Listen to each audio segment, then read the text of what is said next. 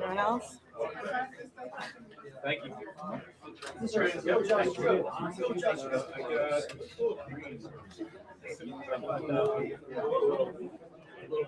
It's a lot easier on my eyes for sure. Where were you? You were full or no?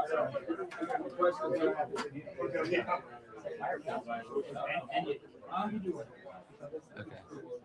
I think this is our fighting chance. I'm trying to.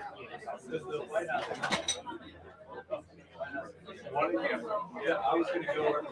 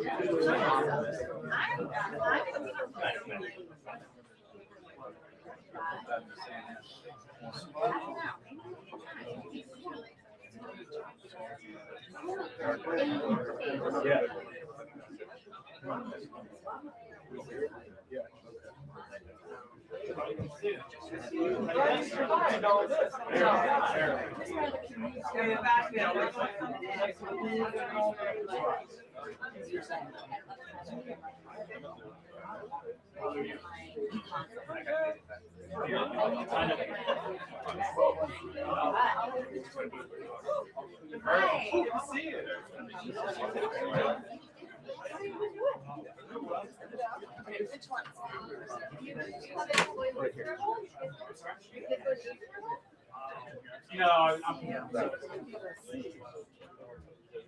let the morning no.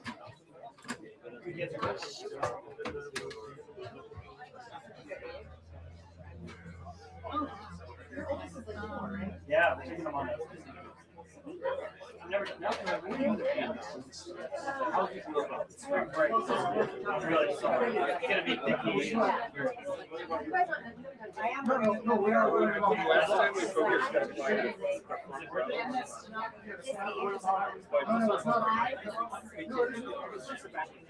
I can ask. I don't. From what I was saying, from what they were just saying, I think we're original. So we'll see. 15, yeah. Yep, I'm 6'3". Mm-hmm. Good. Right.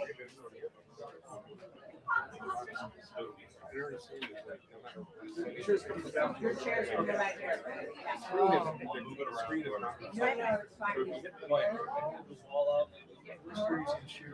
I got you. Yeah.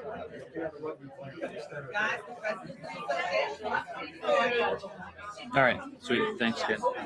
Oh, just kidding.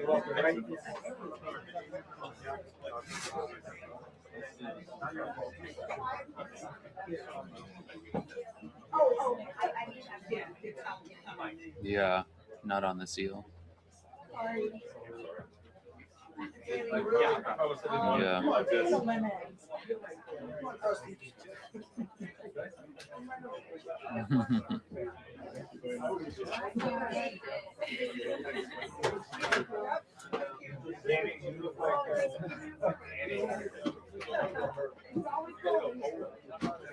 Oh my gosh. Hold on. That back. Okay, there. No, no. There's a guy flashing the light. Yeah. Okay, it's off now.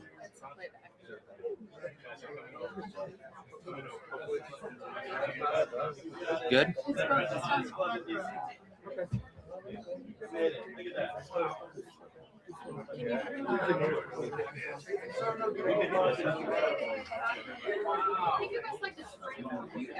Oh.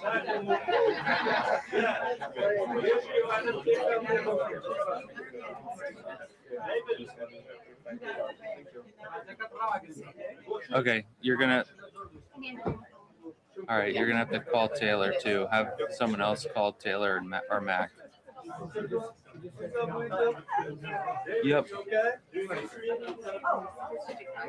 I mean, I was trying to connect to it on the app, right? But now it's got Bluetooth on, so I should turn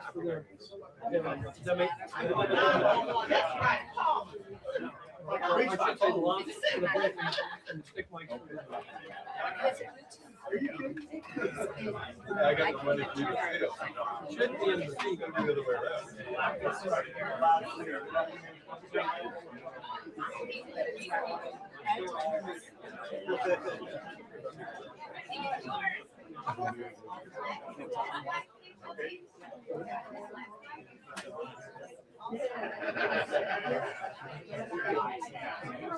Because of you.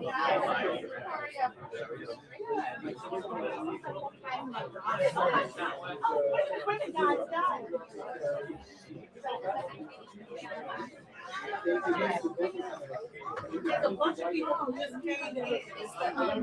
Do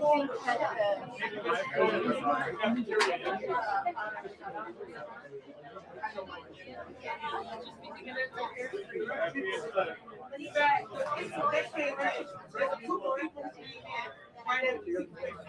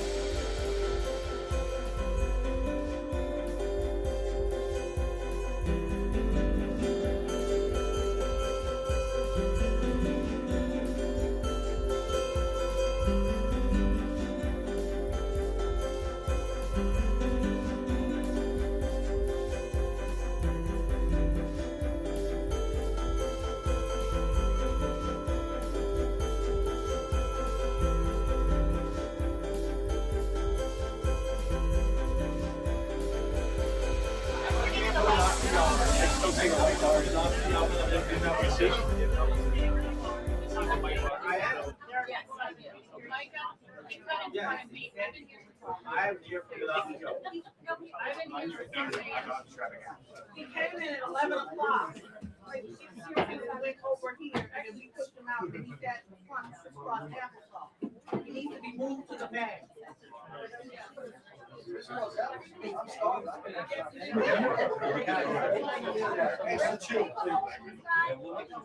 him to the back. Move him to the back.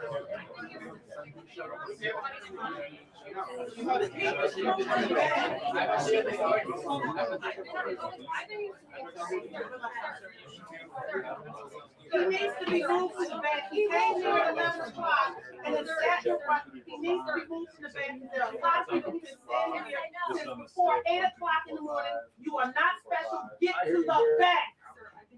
I hear you, Gary. Got it? I hear you. Yeah. Yes. Everybody cheer. That's cheer. Woo! People got to push their hands Very smart.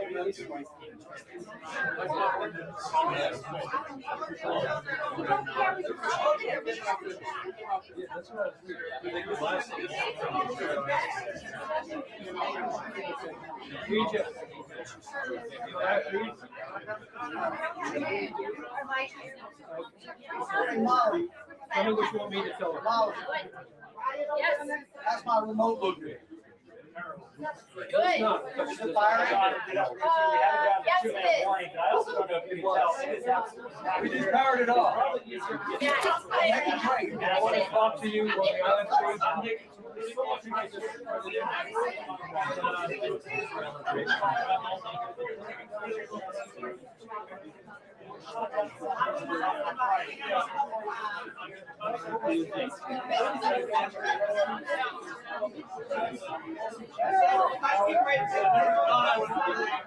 Use the stick mic to talk. Oh, no.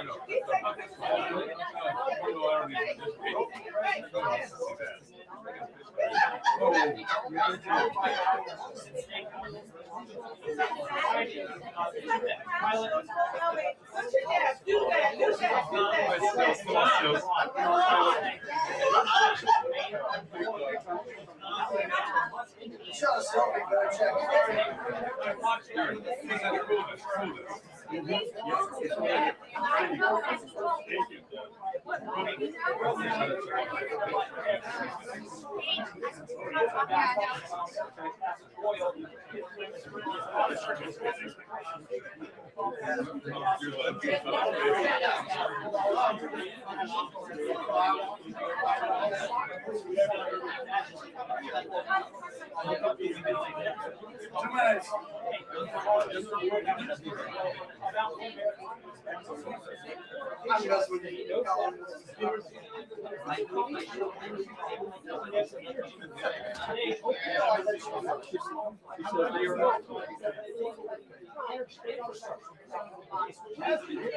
I saw her put it in her ears, and she picked up the stick with it.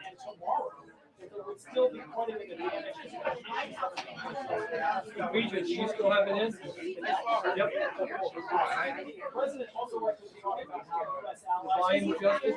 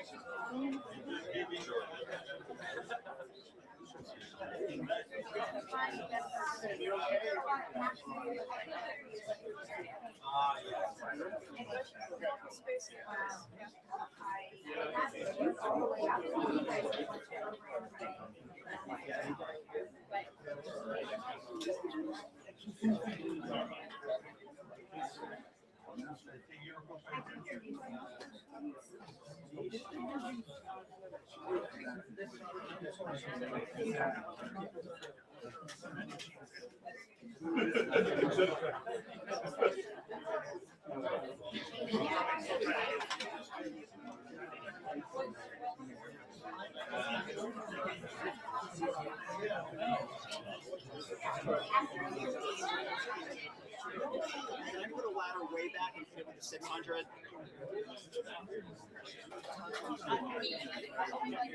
There's a space for a ladder way in the back. Or does it go all the way to the door? There is a space.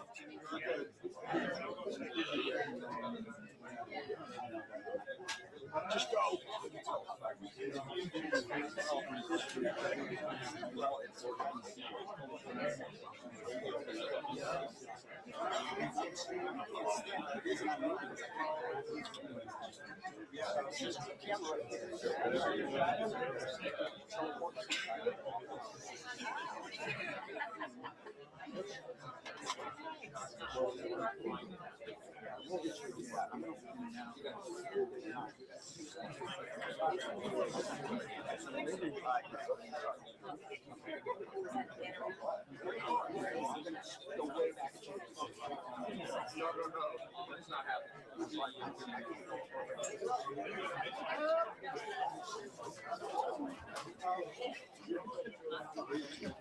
Thank you very much.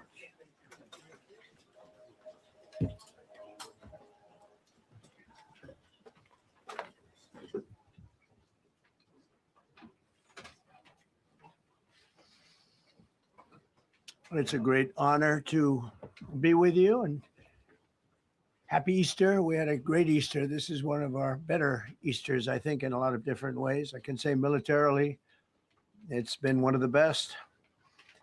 So good afternoon. We have quite a bit to discuss. We'll go into pretty good detail. And we have the people that are most involved. We'll give you exactitude. And we're here today to celebrate the success of one of the largest, most complex, most harrowing combat searches. I guess you would call it a search and rescue mission ever attempted by the military.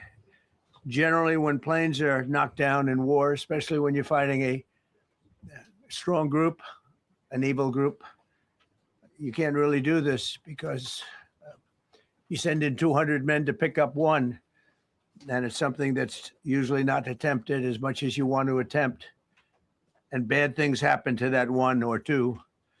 And in this case, we did two, and might not have been attempted before, but we did. And we had great talent. We got a little luck too, I would say.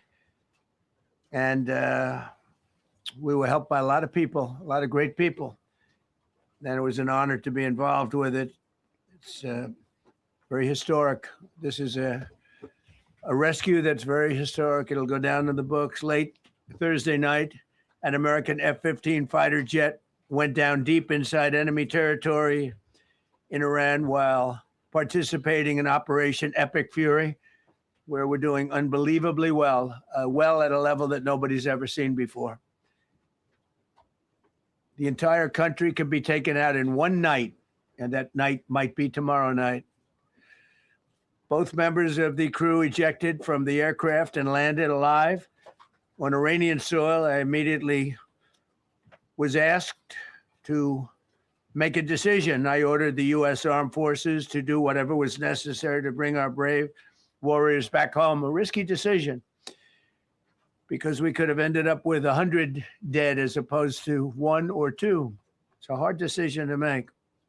But in the United States military, we leave no American behind. We don't do it. Within hours, our armed forces deployed 21 military aircraft into hostile airspace, many flying at very low altitude, being shot by bullets. You bring rifles into play when you're going that low, but there are also certain advantages.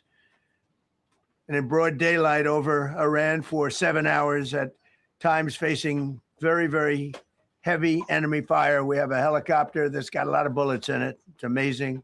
We just realized how good those weapons are. Those our machines are. Nobody has the equipment that we have, and nobody has the military that we have. Not even close. We're the most powerful military anywhere in the world by far. The flight crews and warfighters aboard those aircraft took extraordinary risks to rescue their fellow service members. This first wave of search and rescue forces successfully located the pilot of the F-15, and he was extracted from enemy territory by an HH-60 Jolly Green 2 helicopter. Fabulous machine as our warriors faced gunfire at very close range. It's amazing that when you look at the machinery, what happened, that nobody was even injured. Meanwhile, the second crew member, a weapons system officer, highly respected colonel, had landed a significant distance away from the pilot. When you're going at those speeds, even if you go out 2 or 3 seconds later, it's miles and miles away because you're going fast.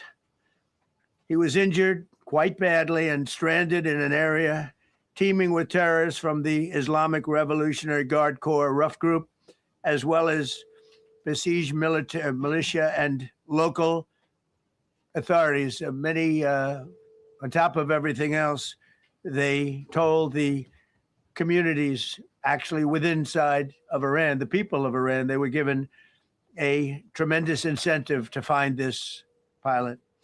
Despite the peril, the officer followed his training and climbed into the treacherous mountain terrain and started climbing toward a higher altitude, something they were trained to do in order to evade capture. They want to always go as far away from the site of the shoot down. You want to go as far away because they all head right to that site. You want to be as far away as you can. And he was injured, and he was an amazing, amazing thing. He scaled cliff faces, bleeding rather profusely, treated his own wounds, and contacted American forces to transmit his location. They have a very sophisticated beeper type apparatus that is on them at all times. And when they go out on these missions, they make sure they have lots of battery space and they're in good shape. And this one worked really well, amazingly, saved his life. We immediately mobilized a massive operation to retrieve him from the mountain holdout. And he kept going higher and higher. The mountain kept getting rougher and rougher and really very, very hard to find. The second rescue mission involved 155 aircraft, including 4 bombers, 64 fighters, 48 refueling tankers, 13 rescue aircraft, and more. We were bringing them all over, and a lot of it was subterfuge. We wanted to have them think he was in a different location because they had a vast military force out there. Thousands of people were looking. So we wanted them to look in different areas. So we were scattered all over like we were right on top of them. We had 7 different locations where they thought, and they were very confused. They said, well, wait a minute, they've got groups here, they've got groups there. It's an amazing thing. I was listening to these great people, these great generals. General Raisin Kane was amazing, and Pete Hegseth was amazing. But I listened to the whole thing. It was pretty amazing. So they had all these different sites where everybody thought he was located. We think we have him over there because they have 9 planes circling a little area that's 25 miles down the coast. So in a breathtaking show of skill and precision, lethality and force, America's military descended on the area, the real area, engaged the enemy, rescued the stranded officer, destroyed all threats, and exited Iranian territory while taking no casualties of any kind. The heroic F-15 weapons system officer had evaded capture on the ground in Iran for almost 48 hours. That's a long time when you're in tough shape and when you're bleeding. It's a long time.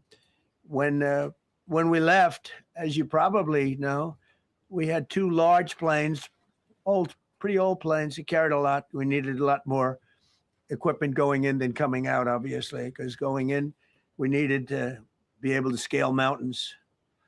And we had a lot of equipment. But the sand was sandy, wet sand.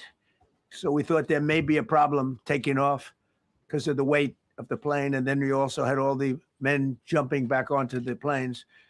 And they got pretty well bogged down. And we had a contingency plan, which was unbelievable, where lighter, faster aircraft came in and they took them out. We blew up the old planes. We blew them up to smithereens. because we had equipment on the planes that frankly we'd like to take, but I don't think it was worthwhile spending another 4 hours there taking it off. So we didn't want anybody to have, we have the best equipment anywhere in the world. We didn't want anybody examining our anti-aircraft and other equipment. So these were large planes that were old and pretty old, and we blew them up, and we had faster, lighter planes come in, and they were able to land on the sand. We needed the bigger planes because we had so much equipment that we needed. We took 3 helicopters over there, which were very strongly used and couldn't have lived without them. They did, and they performed unbelievably well. And if you'd see it, you wouldn't believe it. They came off the plane, and these guys had them. The rotors were off. They rebuilt these helicopters in less than 10 minutes. And that was one of the more amazing things. These are helicopters, small, unbelievably powerful, but small, very small, so it can get into certain areas. And they got them off the plane, and they rebuilt all 3 of them in a matter of less than 10 minutes. It's pretty amazing what the genius of these people. Who would think that? You'd think it would take 5 days to build them. And in some companies, it would take 5 days, and they wouldn't do it well. But they served us well. As Commander-in-Chief, I never forget the extraordinary risk taken by the warriors that we send into battle, and the genius. I mean, think of it, having a contingency of 3 planes waiting because we think the sand is so bad that we probably won't be able to take off. And the planes really got bogged. This was not much of a runway. This was a farm, not a runway. It's a farm, but it did the trick. But to have a contingency as opposed to having to wait 2 days, can you imagine, right in the middle? This was central. This was right, you would call it central casting if you were doing a movie for location. And probably the toughest area of Iran where we'd be sitting there. So these planes came in, those pilots came in so fast and so quick and got out of there. Everybody got aboard and just got 15-minute intervals. 1 load out, 1 load out, 1 load out. It happened. And we were watching and we said, that's amazing. It's, in many ways, I was almost more impressed by the contingency that we had than the fact that, if we would have had a runway or decent soil, but it was an amazing thing. But we thank God for every single one of them. And the talent, the genius is not even talent, it's genius. It's the whole ball game, every one of them. If you look at what we did with Maduro, we went into a military compound, a massive, with thousands and thousands of soldiers, and within a matter of minutes, and he lived behind iron doors. There were steel doors, broke them down so quickly. And within almost minutes, he was in the back of these planes. It was a similar group. Incredible. We have incredibly talented people. And if the time comes, we move heaven and earth to bring them home safely. We're going to bring our people home safely. I want to thank every member of the U.S. Armed Forces involved in these historic operations. They really were historic. It's just not something that's done. And you'd understand it. Not that they don't want to do it, but when you're going into areas, when you look at these helicopters, when you look at the amount of bullets and everything else that they took, when you go into these areas, you don't come out like we came out. God was watching us. I tell you, well, it was the Easter. We were in Easter territory, I guess, but God was watching us. Amazing, because when you look at the machinery, they took damage. It tells you. First thing I said is these are unbelievable machines. How they flew back and not even much of a problem. But these 2 extraordinary rescues, because it was 2, and as you probably know, we didn't talk about the first one for an hour. And then somebody leaked something, which we'll hopefully find that leaker. We're looking very hard to find that leaker. And talked about there's somebody missing. They basically said that we have one and there's somebody missing. Well, they didn't know there was somebody missing until this leaker gave the information. So whoever it was, we think we'll be able to find it out because we're going to go to the media company that released it, and we're going to say, national security, give it up or go to jail. And we know who, and you know who we're talking about, because some things you can't do. Because when they did that, all of a sudden, the entire country of Iran knew that there was a pilot that was somewhere on their land that was fighting for his life. And it also made it much more difficult for the pilots and for the people going in to search for him. All of a sudden, they know that there's somebody out there. They see all these planes coming in. It became a much more difficult operation because a leaker leaked that we have one, we've rescued one, but there's another one out there that we're trying to get. So actually, the country, Iran, put out a major notice, you all saw it, offering a very big award for anybody that captures the pilot. So in addition to a hostile, very talented, very good, very evil military, we had millions of people trying to get an award. So when you add that to it, but we have to find that leaker because that's a sick person. Probably didn't realize the extent of how bad it was. I can't imagine that the person did, but we're going to find out. It's national security, and the person that did the story will go to jail if he doesn't say, and that doesn't last long. And I think everybody would understand it. They put this mission at great risk.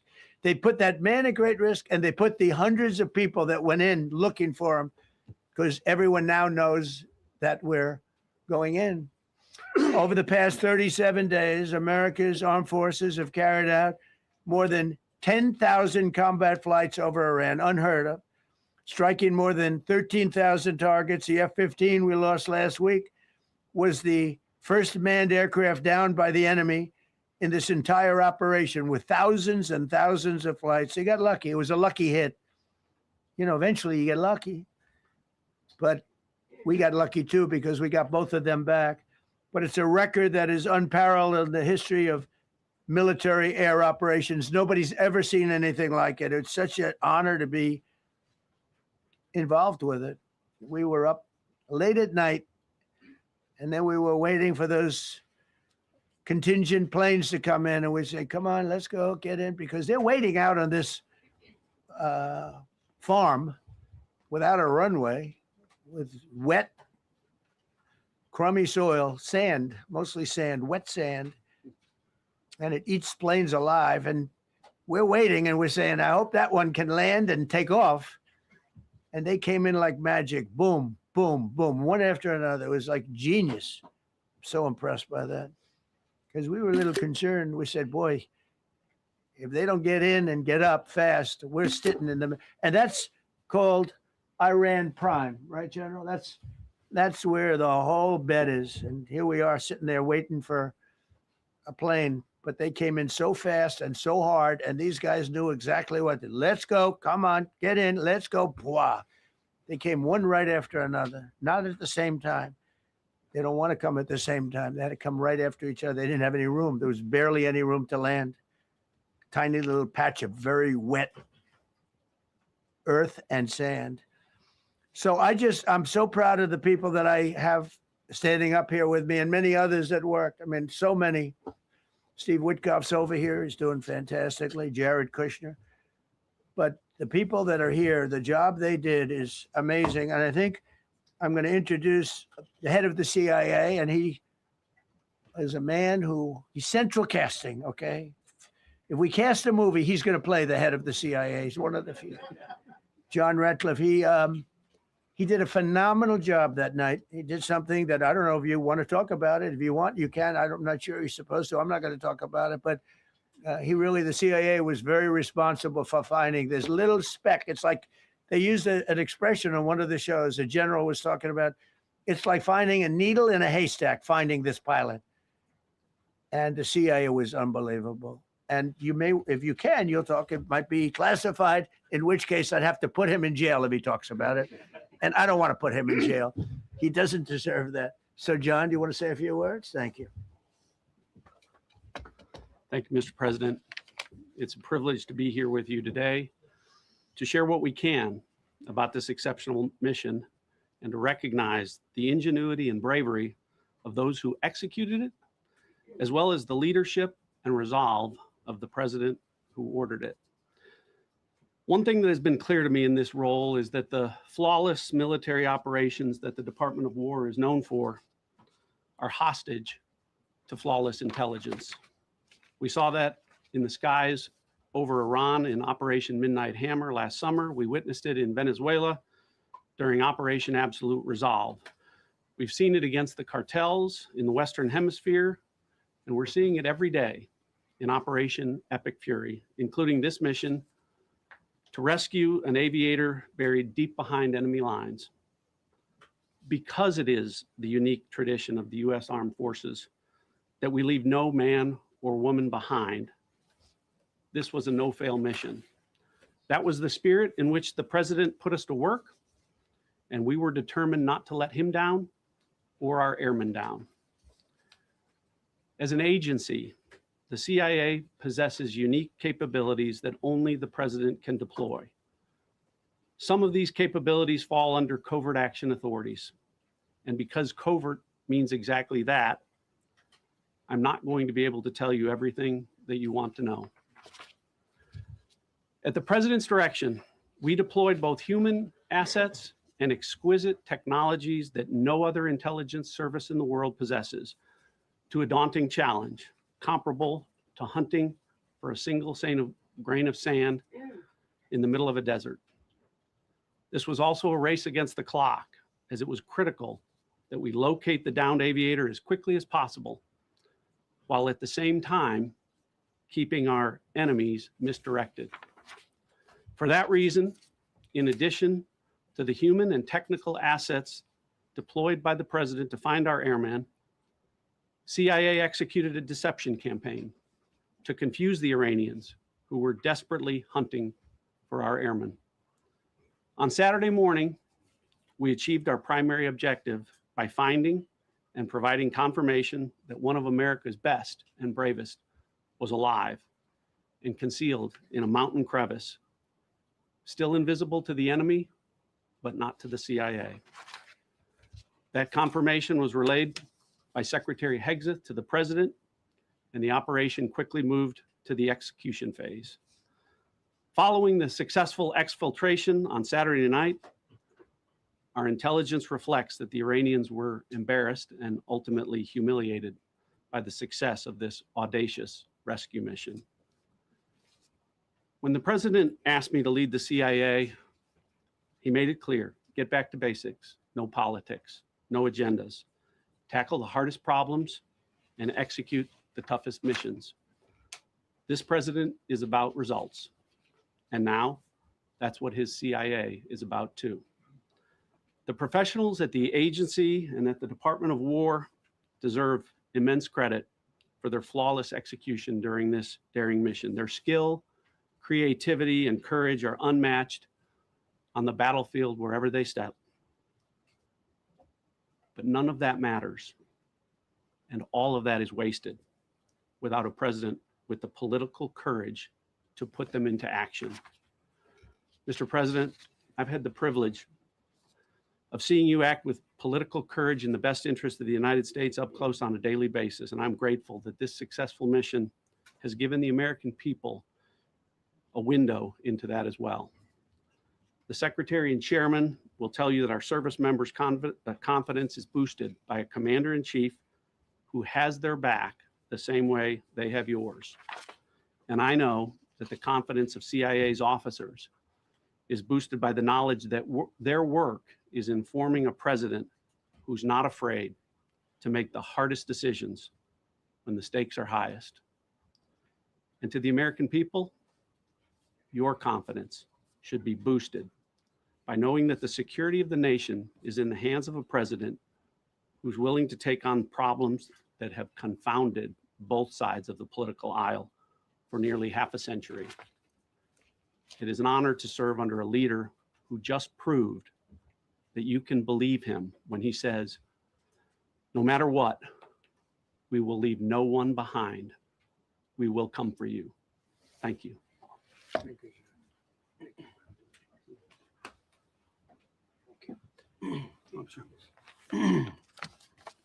Well, John, thank you for the collaboration of the CIA as well. Incredible and ongoing partnership.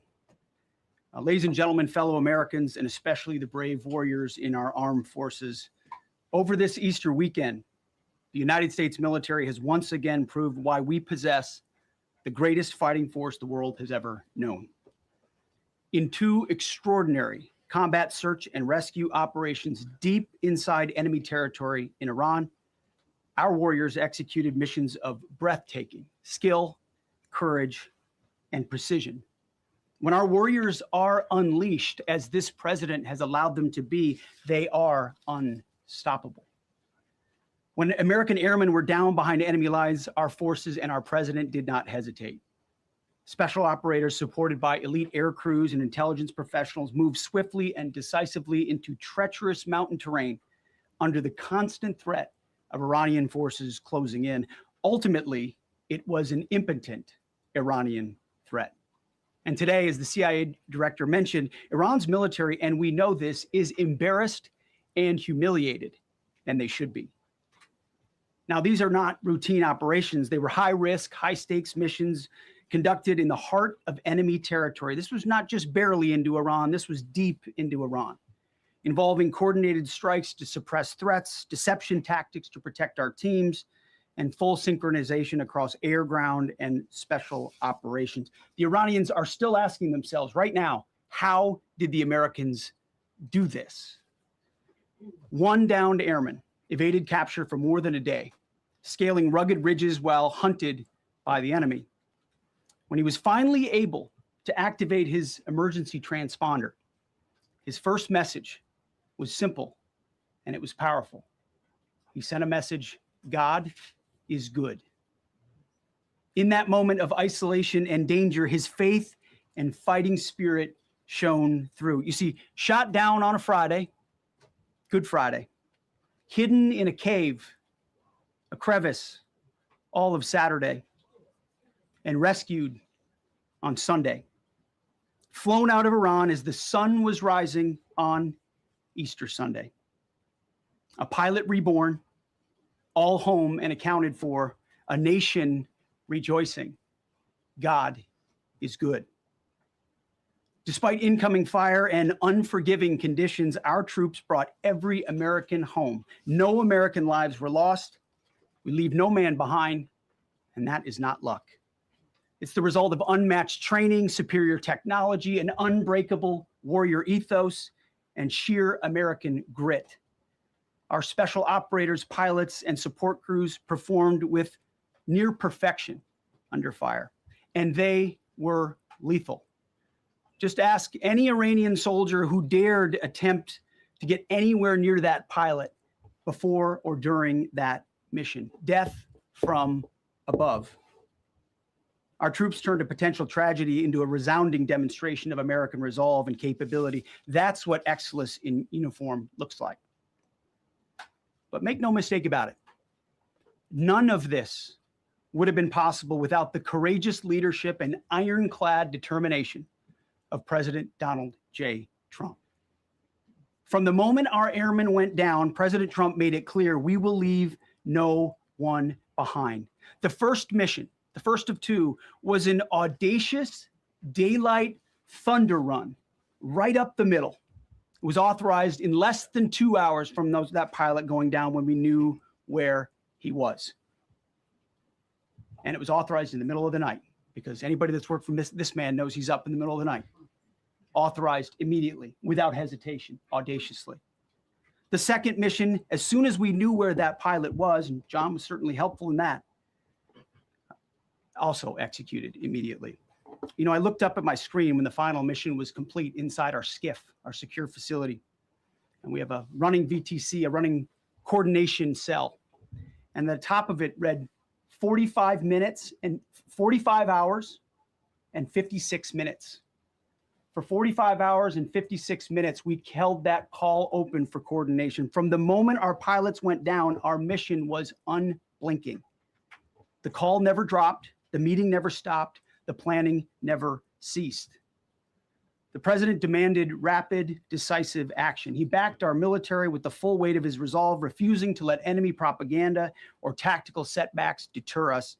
His leadership ensured that every lethal and non-lethal resource was brought to bear, that our forces had the authorities and the support they needed to succeed. When the president says he has the backs of our warfighters, he means it. And it means a great deal, and it's a big difference on the battlefield. President Trump understands that peace through strength is not a slogan. It is a doctrine that saves American lives. His unwavering commitment to rebuilding our military and restoring the warrior spirit has paid dividends in missions just like this one. Under his command, America projects power with confidence and brings our people home with victory. And that continues today, by the way. Per the president's direction, today will be the largest volume of strikes since day one of this operation. Tomorrow, even more than today. And then Iran has a choice. Choose wisely, because this president does not play around. You can ask Soleimani, you can ask Maduro, you can ask Khomeini. To those heroes who planned and executed these rescues, your nation stands in awe. I stand in awe. The chairman stands in awe. We all stand in awe of your professionalism and bravery. We serve for you. You embody the very best of America. To the rescued airmen and their families, welcome home.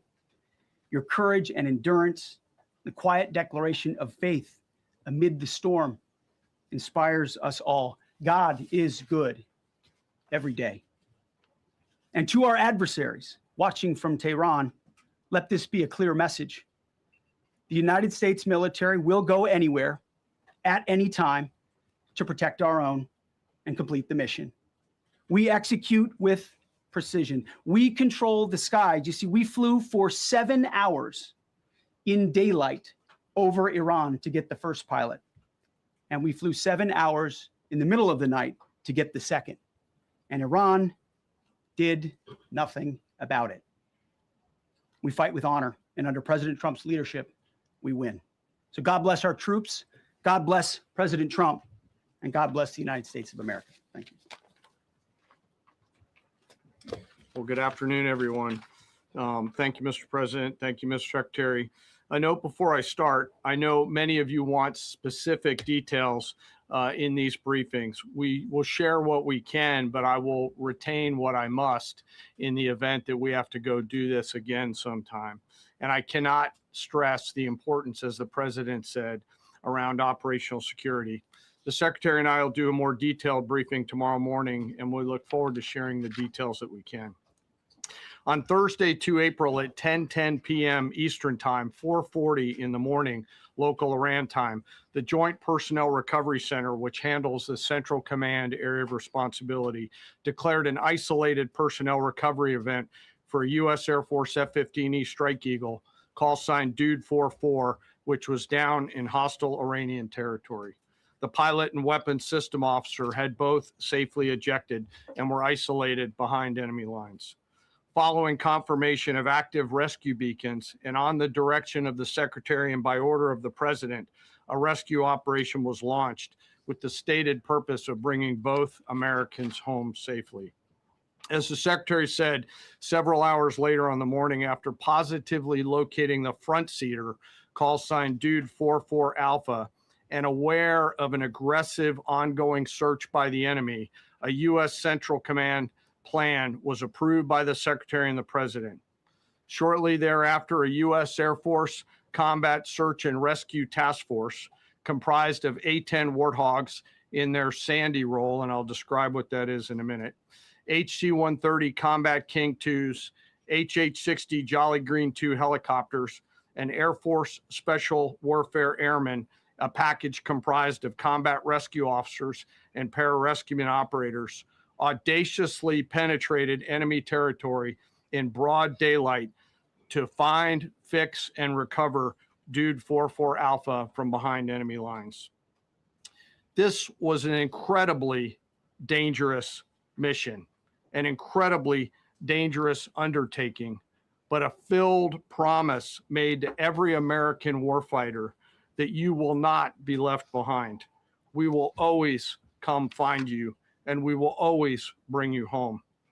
Over the next hours, the Search and Rescue Task Force crossed the beach, entered into Iranian airspace, protected by a fighter strike package, and moved into the objective area, all under fire. En route, as some of you have seen on social media, the helicopters took gas off the C-130s and pressed onward and forward up into the objective area.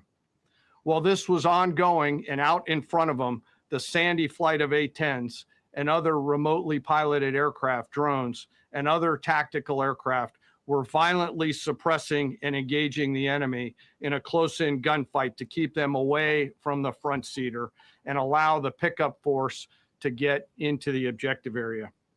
During this engagement, one of the Sandy aircraft, the one primarily responsible for communicating with the downed pilot, was hit by enemy fire.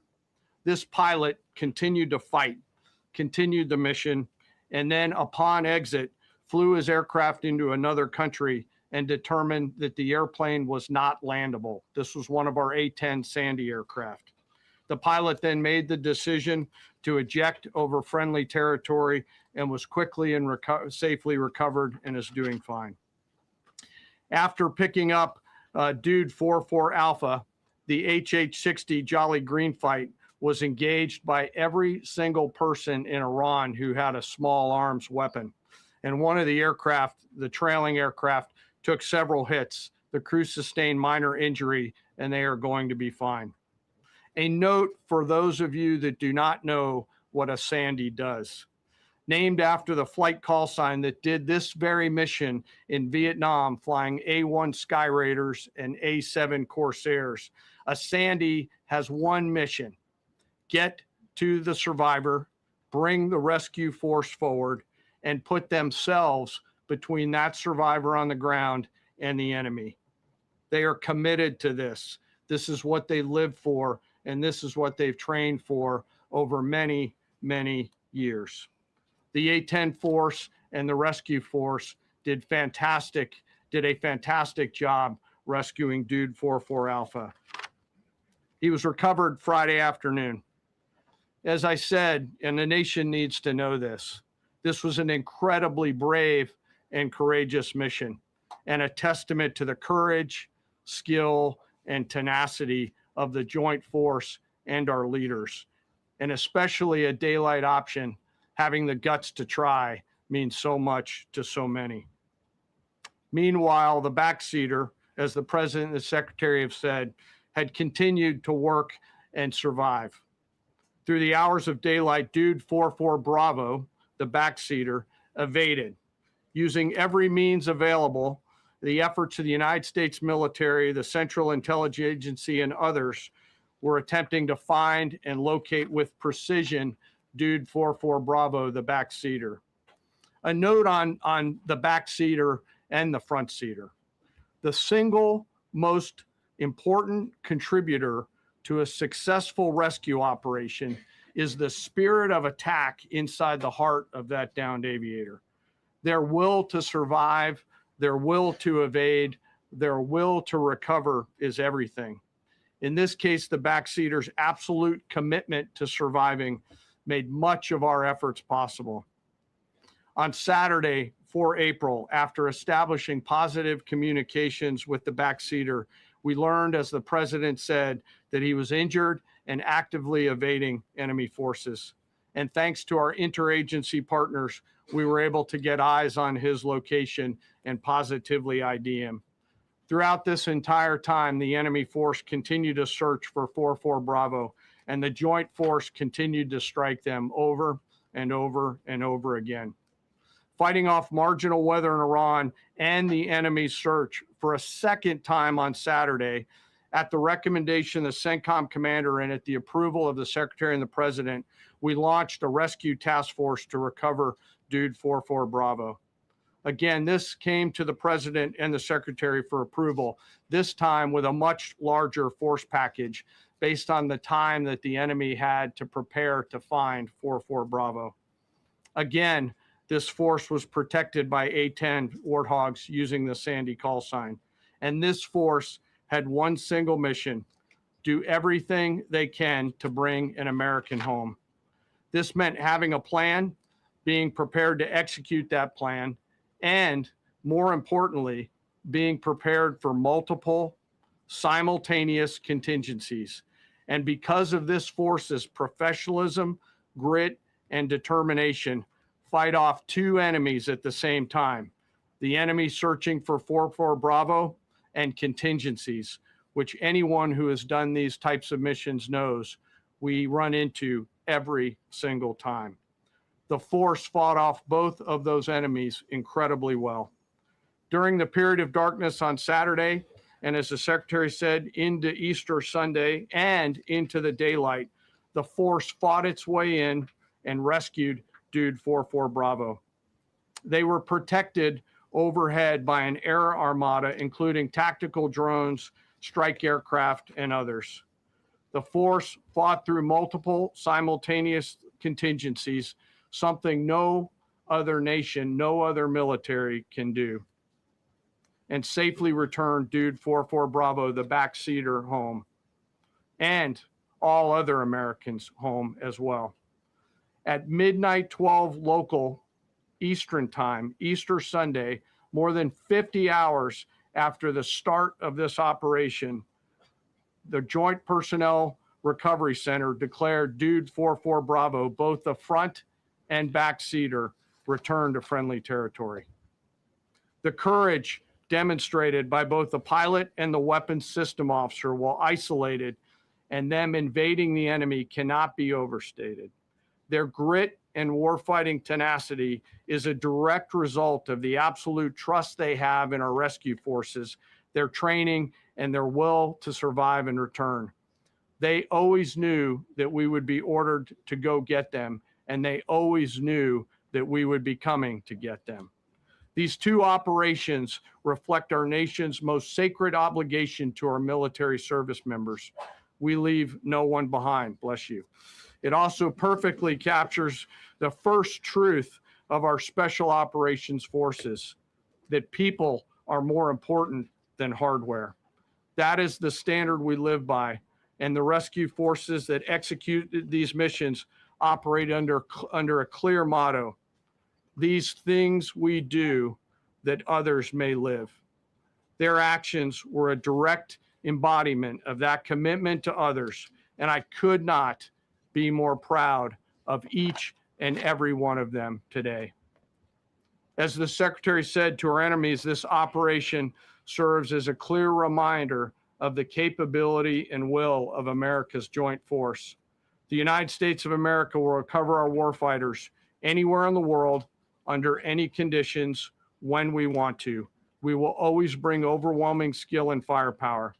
To every member of the joint force, our interagency partners, the leadership at CENTCOM, and our leaders at the department and above, thank you. I'm proud of each and every one of you and thankful to our deployed forces and their families. And lastly, and most importantly, to Dude 4-4, welcome home. Job well done. Thank you.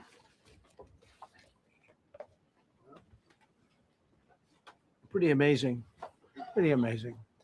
And these two gentlemen have been, from day one, they've been perfecto. You know, I got to know General Kane in my first term because he was able to take out ISIS in 4 weeks instead of the 4-year projection that was given to me by other much lesser generals. I said, you know, if I ever do this again, that's going to be the head of my Joint Chiefs of Staff.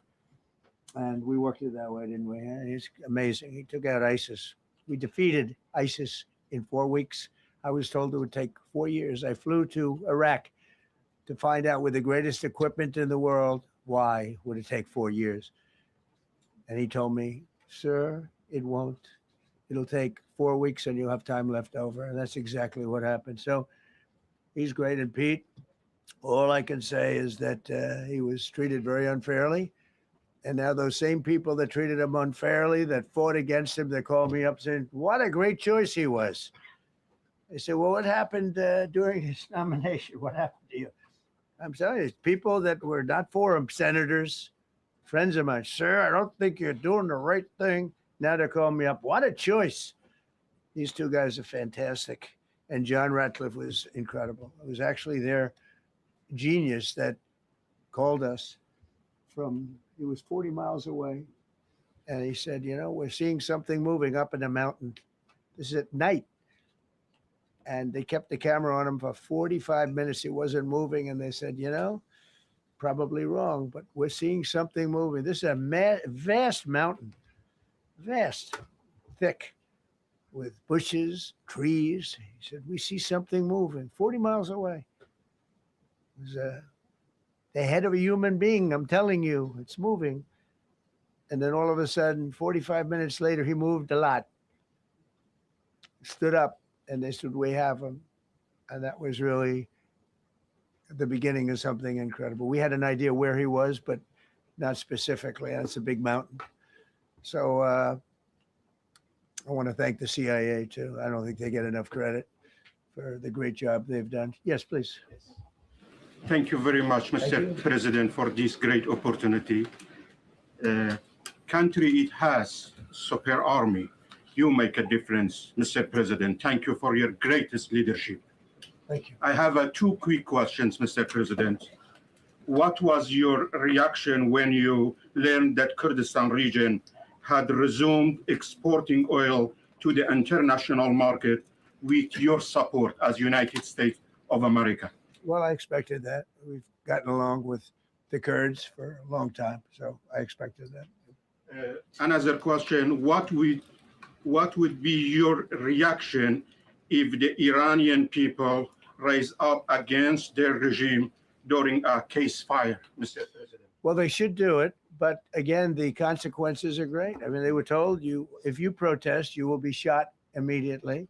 You saw what happened to the young wrestler. He was a great champion, by the way. He was a great wrestler, one of the top in the world. And he and his two friends were hung. And all they did was say a little bit about liberty. They wanted liberty, and they were violently executed.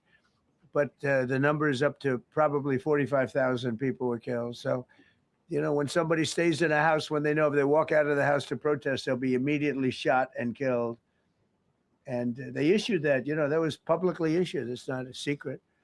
That's why so many people say, oh, well, why are you doing this way? We can't let Iran have a nuclear weapon.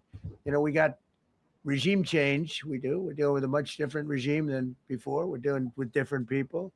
They're smarter. I think they're sharper and far less radical. We have regime change, but we didn't do this for regime change. We did it for the fact, and my view was very simple. I saw somebody said, oh, he doesn't have a plan. I have the best plan of all, but I'm not going to tell you what my plan is. They want me to say, here's my plan. We're going to attack at 9:47 in the morning, and then we're going to do this, and then we're going to, and if you don't do that, they say, I have a plan.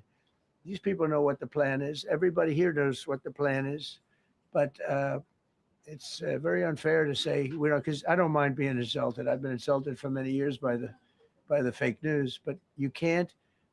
It's so bad for the people that are so you just saw two great, and John Ratcliffe, three unbelievable people. They have a plan.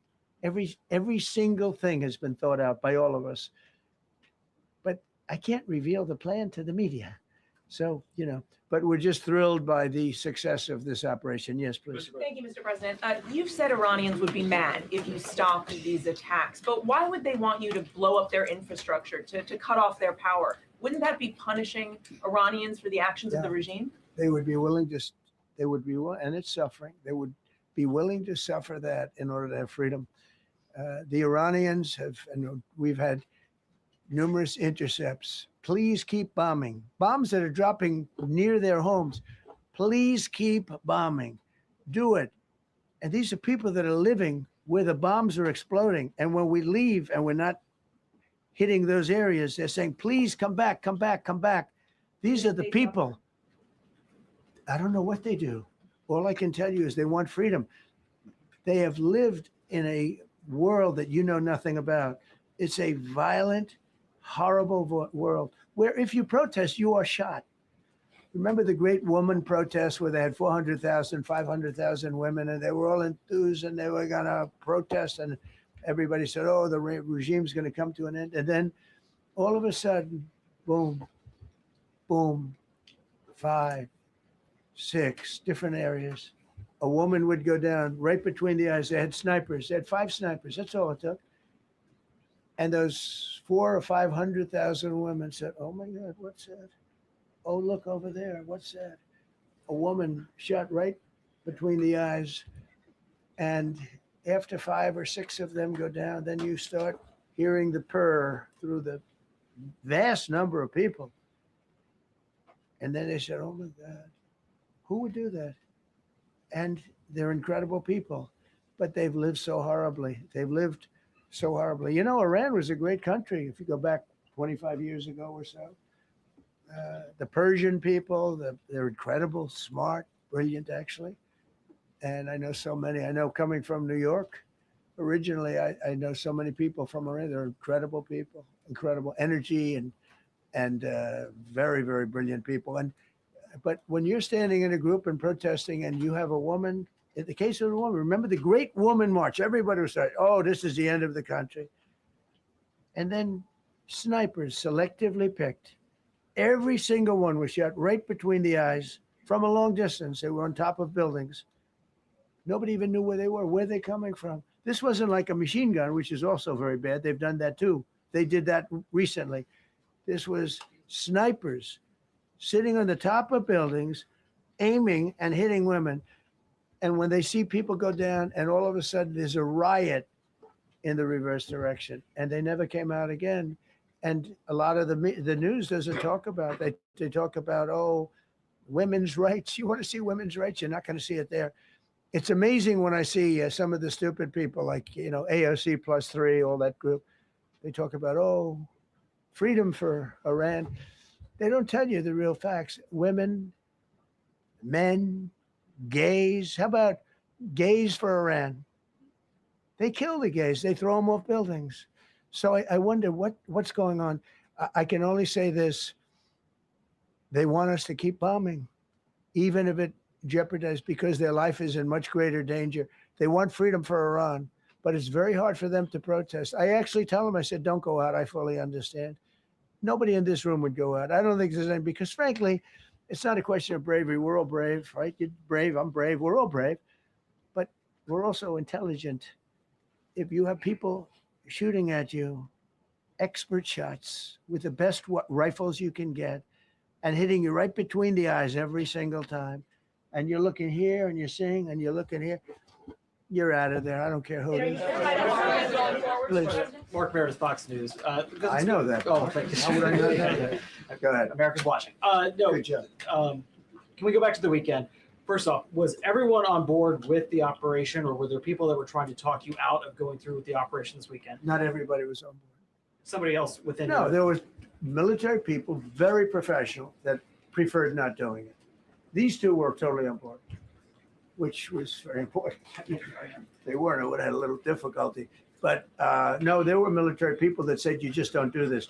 You don't go into the heart of a very powerful military. You know, this is, hey, you have countries and countries. You have some countries where military is not their strong suit. This whole thing is militarized like nobody's ever seen before. Half the people are wearing uniforms.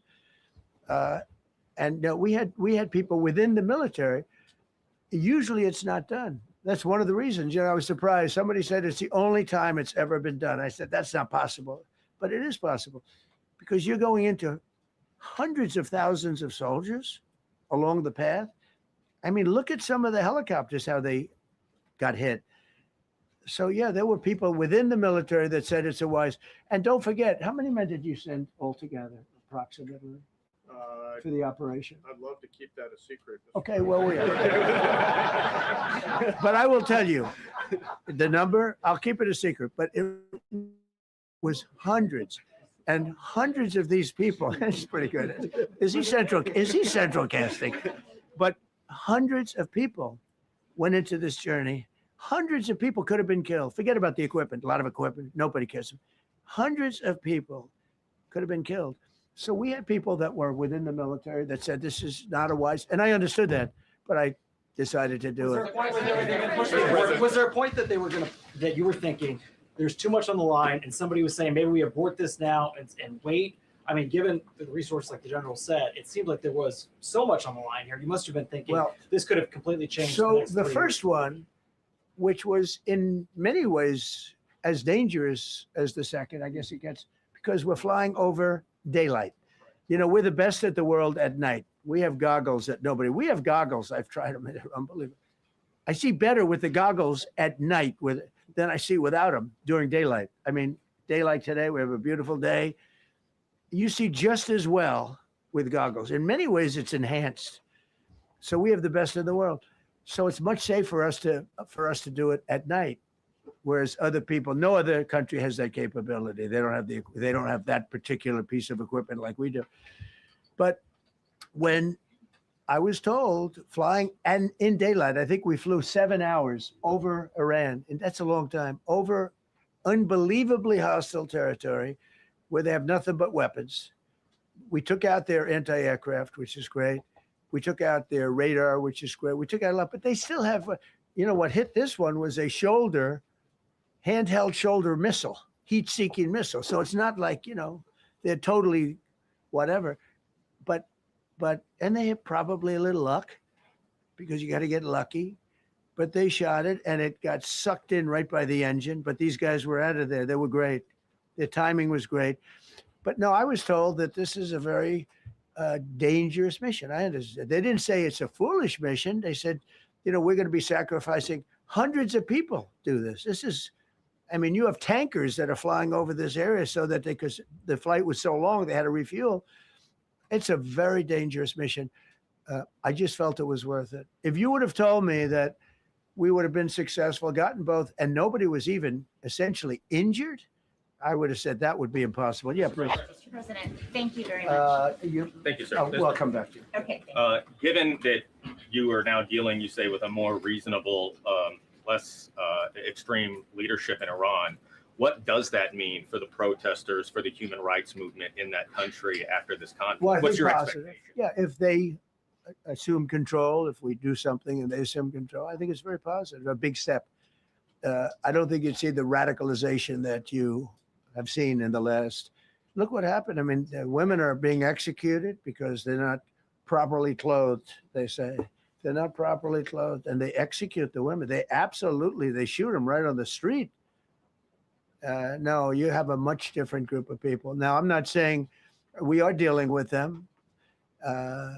Essentially, they have till 8 o'clock tomorrow night, Eastern time. But we are dealing with them. I think it's going well. Mr. Witkoff is here, and JD's involved in the dealing. Mr. Witkoff is sitting right here, and I think it's going fine, but we'll have to see. You have to understand, we've been dealing with these people for 47 years. I'm standing here with a much more powerful Iran as of a month ago, not anymore. Right now, they are decapitated. But I'm standing here a month ago with a much more powerful Iran than it was at any point during 47 years. This should have been handled by 7 presidents, a lot of presidents. And those presidents are saying now, every one of them to their friends, we should have done this a long time ago. So it's not something I like doing. It's very dangerous. And we're getting them at the height of their strength. If I didn't terminate the Barack Hussein Obama Iran nuclear deal, they would have had don't forget, that was a path to a nuclear weapon. Remember this. He chose Iran over Israel, pure and simple. How Israel can vote for a Democrat is if you're Jewish in New York City or any place else in this country, and how you can vote for a Democrat is unbelievable, because he chose Iran, a very hostile Iran. Remember when he filled up a 757 with cash, billions of dollars of cash, and he sent it over to them. Then they gave them tens of billions of dollars. He chose Iran over Israel and really the Arab world, if you look, because, the other, Saudi Arabia, Qatar, UAE, you take a look. I can add Kuwait and I can add Bahrain, and you can add others. He chose such an unlikely candidate. Nobody could believe it. Frankly, if you're going to choose between Iraq and Iran, he should have befriended Iraq. He went in the exact opposite direction of all thinking, and he made a terrible mistake.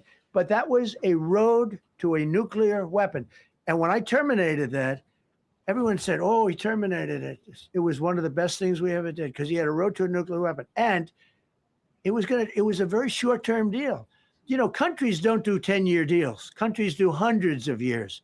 You don't do a 10-year deal. For a country, this isn't you're a landlord and you're renting a store on a certain street and you give somebody a 5-year or 10-year lease. This is a country. It was a short-term deal. It was ready to expire. I terminated it before it expired. Took a lot of heat, and it was one of the best things I ever did because he would have had a nuclear weapon. Then he would have had another nuclear weapon, had those beautiful B-2 bombers not gone in 8 months ago and obliterated that site. And by the way, the word is obliteration.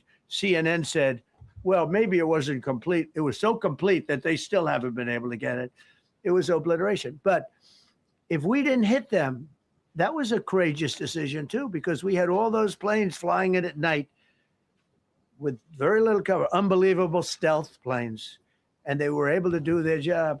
If we didn't do that, Iran would have had a nuclear weapon at a high level, either one of those two instances. And if they did, in my opinion, I told this to Bibi Netanyahu yesterday, Israel would have been extinguished.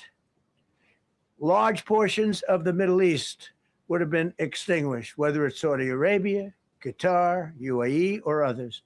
And you saw that with thousands of missiles raining down upon them. They didn't think they were going to be hit. They thought they'd be watching us fight. And all of a sudden, UAE got hit by 1,500 missiles. He would have taken them out also. And they were powerful. If I didn't come along and terminate the Obama deal, which was terrible, the Iran nuclear deal was a road to a nuclear weapon, a big one, unlimited, legally. I terminated it without even much thought. It was so easy. I terminated that. And then the B-2 bombers. And I did one other thing. I had killed Qasem Soleimani, who was an evil genius. And the reason I did it, I heard he was going to knock out 5 of our military bases. And had he lived, I believe we would be fighting perhaps a different Iran right now, because he's never been replaced, you know. And I did one other, but this one was not picked up. Osama bin Laden. If you read my book, I said you got to take him out 1 year before the World Trade Center came down. So I wish you'd read the book. But you, as a president, to be a good president, I believe you have to have good instincts. And a lot of this is instinct. Yeah, please. Thank you so much for taking my question, Mr. President. Mr. President, last week you suggested that Europe should take the lead on reopening the Strait of Hormuz. Has circumstances changed now that you're issuing a direct 48-hour ultimatum? And secondly, would a new ceasefire include Israel, or would it just be between Iran and the US? I can't talk about ceasefire, but I can tell you that we have a active, willing participant on the other side. They would like to be able to make a deal. I can't say any more than that. But You've listed the goals. Excuse me. Please, go ahead. You've listed the goals. Who you with? My name is Dia Kurd. I'm with the largest Kurdish media outlet, Ruda Media Network. It's based in Iran. Go ahead. Mr. President, you said before that you don't want the Kurdish forces to enter Iran and deharm it. Do you still want them to stay away, or what role do you expect them to play now? I'd rather have them stay away. And then, I'd rather have them stay away because I think they bring with them some problems and some difficulties. And I don't think they bring death, I mean, you know, to themselves. But I'd rather have them stay away. Go ahead. Thank you, Mr. President, for the question. Deliberate attacks on civilian infrastructure violate the Geneva Conventions and international law. Who are you with? I'm with the New York Times. Zolan from the New York Times. Are you failing? Are you concerned? Circulation way down at the New York Times. Are you concerned that your threat to bomb power plants and bridges amount to No, war not at crimes? all. No, I'm not. I hope I don't have to do it. But again, I just said 47 years they've been negotiating with these people. They're great negotiators. And because they're not going to have a nuclear weapon. And if somebody that takes my place someday is weak and ineffective, which possibly that will happen because we had numerous presidents that were weak, ineffective, and afraid of Iran, we're never going to let Iran have a nuclear weapon. And if you think it's okay for people that are sick of mind, that are tough, smart, and sick, really sick, you know, from a policy standpoint, from a stand any which way you want to say. Mentally, these are disturbed people. If you think I'm going to allow them, and powerful and rich, to have a nuclear weapon, you can tell your friends at the New York Times, not going to happen. It means violating international law. Quiet. You no longer have credibility at the New York Times, because the New York Times said, oh, Trump won't win the election, and I won in a landslide. I won every swing state. New York Times said, oh, Trump won't win the election. New York Times has no credibility. The credibility they have is it used to be all the news that's fit to print. The old gray lady, it was great, but they're running on past fumes, and you can't keep doing that. You have to be able to give the correct news. And people like you, who I know, are fake. You're fake. Go ahead, please. Your messaging on the war has moved from the war is coming to an end to war going to be bombing Iran to the Stone Ages. Right. And we've heard a range of those kind of messages. So which is it? Are you winding this down? Can't tell you. Or are you escalating I can't tell it? you. I don't know. I can't tell. Depends what they do. This is a critical period. They have a period of, well, till tomorrow at 8 o'clock. I gave them an extension. They asked for an extension of 7 days, right? I said, Steve, give them 10 days. 10 days is up actually today. So I gave them 11, I guess, indirectly. I thought it was inappropriate the day after Easter. I want to be a nice person. They have till tomorrow. Now we'll see what happens. I can tell you they're negotiating, we think, in good faith.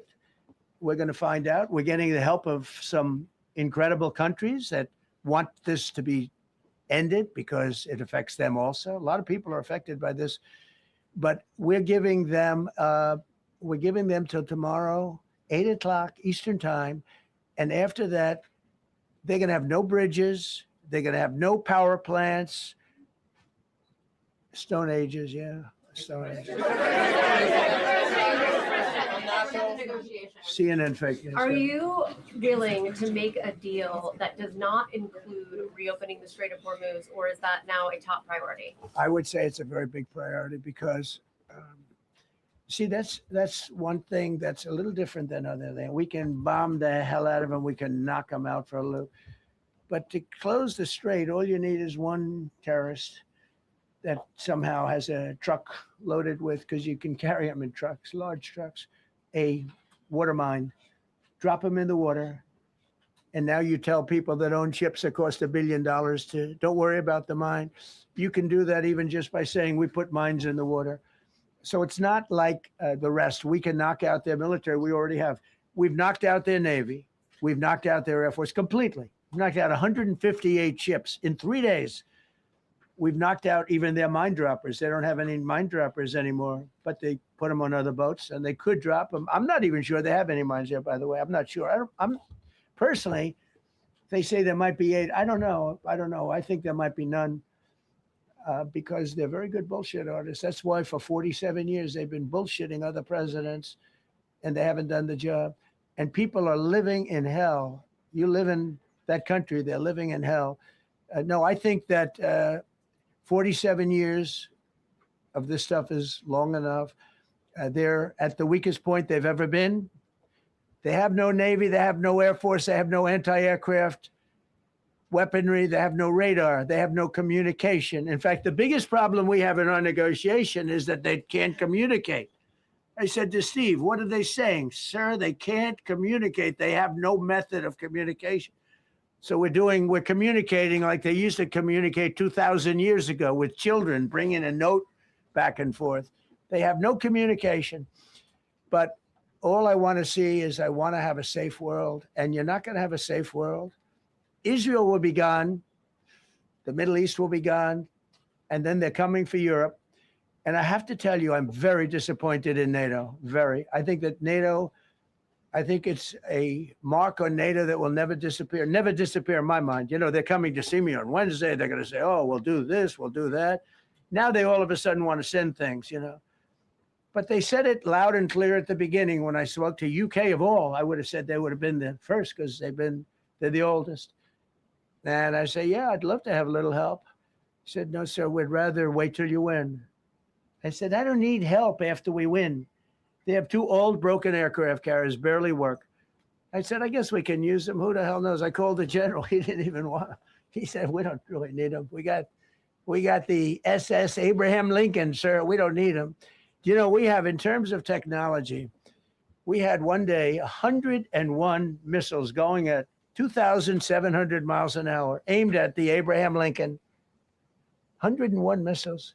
Out of 101 missiles, 101 missiles were shot down. Unbelievable technology. 10 years ago, 5 years ago, I don't know if that would have been possible, but 10 years ago, that wouldn't have been possible.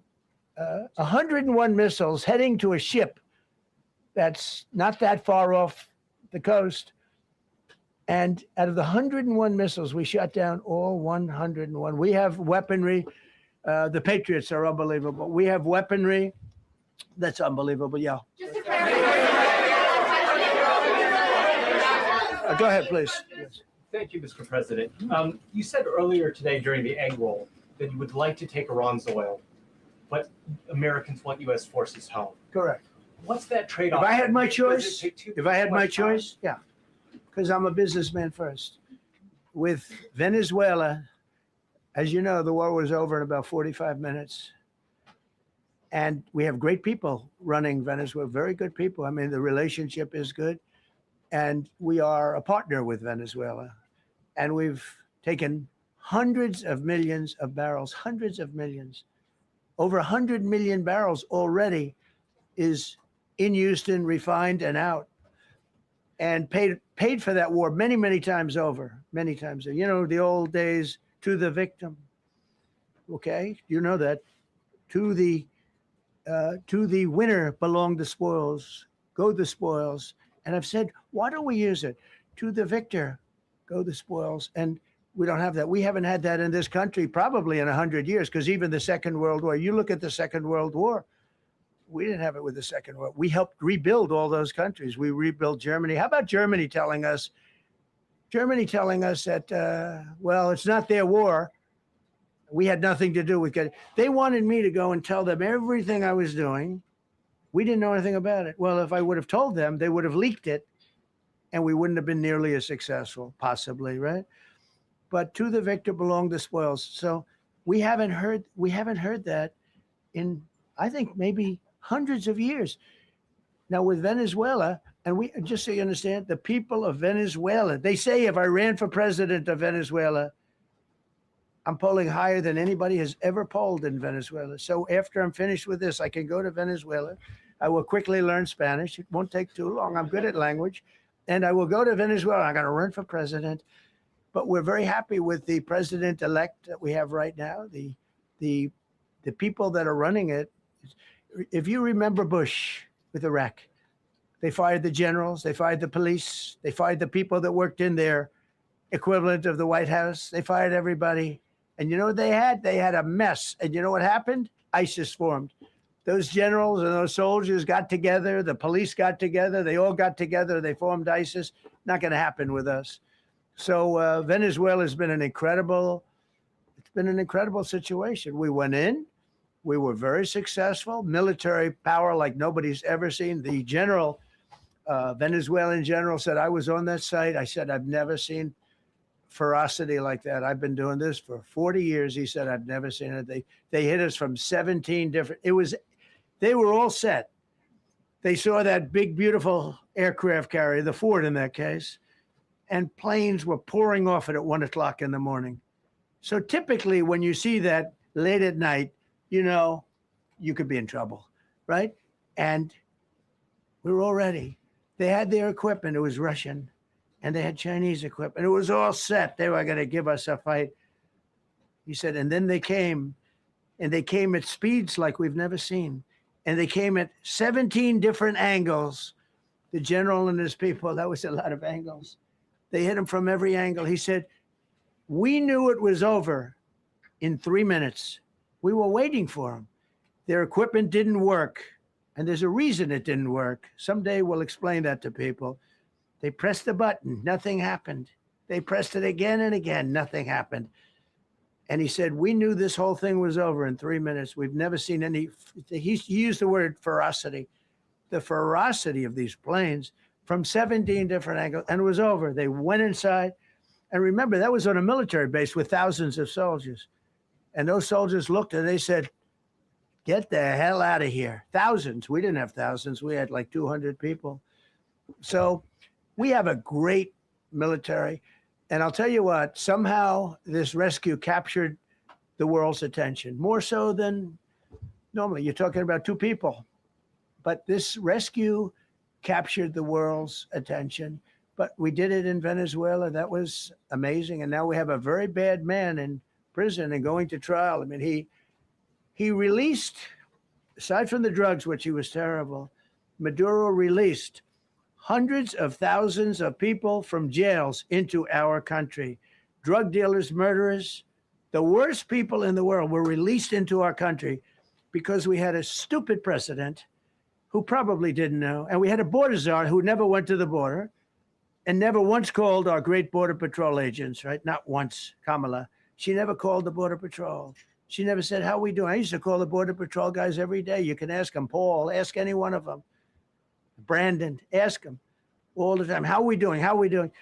And we now, I'm proud to say, have a totally sealed border. 9 months, nobody is coming through our border. And nobody even tries because they know they're not going to get through. So we don't have caravans anymore. Right. So maybe one or two more and we'll be done. Mr. President, are you allowed to, or are you willing to end this conflict with Iran charging tolls for passage through the strait? Us charging tolls? Iran. What about us charging tolls? Is that something you're considering? I'd rather do that than let them have them, right? Why shouldn't we? We're the winner. We won, okay? They are militarily defeated. The only thing they have is the psychology of, oh, we're going to drop a couple of mines in the water, all right? No, we have a concept where we'll charge tolls, okay? I thought you meant us. Your question would have been more accurate if you said us. Go ahead. So just to clarify, in order for Iran to successfully meet your deadline tomorrow, do they have to make a deal, open the strait, or both? We have to have a deal that's acceptable to me. And part of that deal is going to be, we want free traffic of oil and everything else. Mr. President, thank you very much.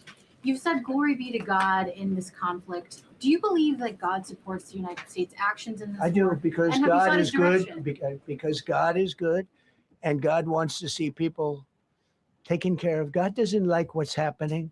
I don't like what's happening. Everyone says, I don't enjoy this. I don't enjoy it. These two guys don't enjoy it. You know, people say, oh boy, they're so tough.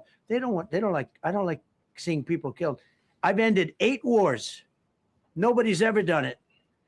The person who won the Nobel Prize came to me and said, you deserve the Nobel Prize. She announced that when they announced, they said, goes to Maria. She's a great person, really a good person. She said, no, this is ridiculous. They gave me the Nobel Prize. President Trump ended 8 wars. I could go over every one of them, including India and Pakistan, where the Prime Minister of Pakistan said, President Trump saved from 30 to 50 million lives. That makes me much happier than what we're doing right now. That makes me much happier. We have one more to end, by the way. Okay. President, you called yesterday in your Truth Social, you called the Iranians crazy bastards. True. What is your response to critics who say that I don't care about critics. What is your response to critics who say that it is your mental health that should perhaps be examined as this war continues? I haven't heard that. But if that's the case, you're going to have more people like me, because our country was being ripped off on trade, on everything for many years until I came along. So if that's the case, you're going to have more people. Dasha, go ahead. Dasha, go. You said that very little is off limits in Iran as far as targeting, Yeah. including power plants, bridges, you've mentioned those. Very little is off limits. Are there certain kinds of civilian targets, though? I'm thinking I don't want to tell you that. I don't want to tell you that. We have a plan, because of the power of our military, where every bridge in Iran will be decimated by 12 o'clock tomorrow night, where every power plant in Iran will be out of business, burning, exploding, and never to be used again. I mean, complete demolition by 12 o'clock. and it'll happen over a period of 4 hours if we wanted to. We don't want that to happen. We may even get involved with helping them rebuild their nation. And you know what? If that's the case, the last thing we want to do is start with power plants, which are among the most expensive thing, and bridges. You saw the bridge one. We were very close to a deal. And then I got a call from Mr. Witkoff, Mr. Kushner, and JD saying, I think they're breaking the deal. I said, tell them that's okay. Don't worry about it. But tell them to look out their window and watch. And within 45 minutes, I gave the order to knock out the biggest bridge. I gave the order, knock out the biggest bridge in, I believe, the Middle East, but the biggest bridge in Iran. And within 10 minutes after I gave that order, that bridge was over. So do I want to do that? No. Do I want to destroy their infrastructure? No. It will take them 100 years to rebuild. Right now, if we left today, it would take them 20 years to rebuild their country, and it would never be as good as it was. And the only way they're going to be able to rebuild their country is to utilize the genius of the United States of America. Mr. President, on NATO, you voiced your displeasure with NATO in the past. Is there a danger to the U.S. not being the de facto of the leader of the alliance, and then other powers within the alliance then getting the decision making when it comes to wars and nuclear weapons? No, it's not a danger. Look, we went to NATO. I didn't ask very strongly. I just said, hey, if you want to help, great. No, we will not help. I said, that's all right. You don't want to help? Because I've always said NATO's a paper tiger. See, NATO's a paper tiger. Putin's not afraid of NATO. Putin's afraid of us, very afraid of us. And he's explained it to me a lot of times. I got to know him very well. I know him very well. NATO's a paper tiger. NATO is us. And when we needed them, but we didn't need them, by the way. We didn't need them, obviously, because they haven't helped at all. Just the opposite. They've actually gone out of their way not to help. They didn't even want to give us landing strips. Think of it. And it's not just NATO. You know who else didn't help us? South Korea didn't help us. You know who else didn't help us? Australia didn't help us. You know who else didn't help us? Japan. We've got 50,000 soldiers in Japan to protect them from North Korea. We have 45,000 soldiers in South Korea to protect us from Kim Jong-un, who I get along with very well, as you know. Do you notice he said very nice things about me? He used to call Joe Biden a mentally retarded person, okay? So don't tell me about your stuff. Joe Biden, he said he's a mentally retarded person. He was so nasty to Joe Biden. It was terrible. But to me, he likes Trump. And do you notice how nice things are with North Korea? It's very nice. But we have 45,000 people, soldiers, in harm's way, and right next to Kim Jong-un with a lot of nuclear weapons. 45, which should have never happened if a certain president, I'm not going to mention this president because I happen to like him, believe it or not, but if a certain president did his job, Kim Jong-un would not have nuclear weapons right now. But they were all afraid to do their job properly. But just to conclude and just to finish, Japan didn't help us, Australia didn't help us, South Korea didn't help us, and then you get to NATO, NATO didn't help us. There were some countries that did. Now, countries that have been good, now you could also say they're got to be a little bit more involved because they're in the territory, but Saudi Arabia has been excellent. Qatar has been excellent. UAE has been excellent. Bahrain, Kuwait. I mean, Kuwait did shoot down 3 of our planes. The only planes really that we lost with friendly fire, they call it. I call it unfriendly fire. They unfortunately didn't know how to use our great Patriots. The pilot said, what kind of a missile's coming at us? Patriot. Boom, they got out because they know a Patriot never misses. So they had beautiful Patriots. There were planes heading in their direction. Unfortunately, they decided to shoot those planes. They were our planes. So, NATO is a paper tiger. Now, he's coming to see me on Wednesday, as you know. He's a wonderful guy. Secretary General is great. And Mark Rutte, he's a great person, but he's got, and it all began with, if you want to know the truth, Greenland. We want Greenland. They don't want to give it to us. And I said, bye-bye. Okay, thank you very much, everybody. Thank you.